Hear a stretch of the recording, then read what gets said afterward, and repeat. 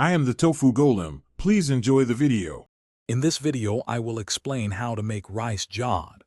This traditional fermented rice dish is a staple in many Indian households, known for its cooling properties and unique tangy flavor.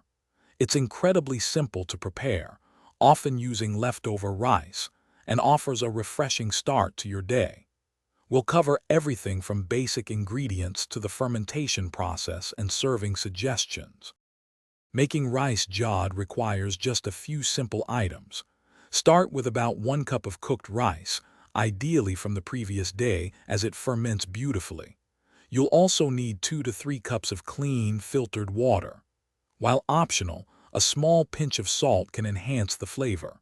For fermentation, a clean clay pot or a glass jar is perfect.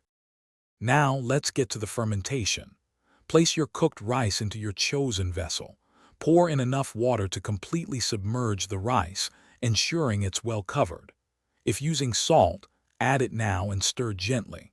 Cover the vessel loosely with a lid or cloth to allow air to circulate.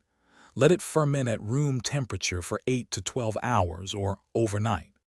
Once fermented, your rice jaad is ready to enjoy. It's traditionally served chilled, often accompanied by pickles, fresh yogurt, or a simple tempering of mustard seeds and curry leaves. You can adjust the amount of water to achieve your preferred consistency. Any leftovers can be stored in the refrigerator for up to 2 days.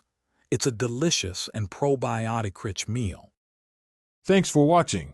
Consider subscribing if we helped you today.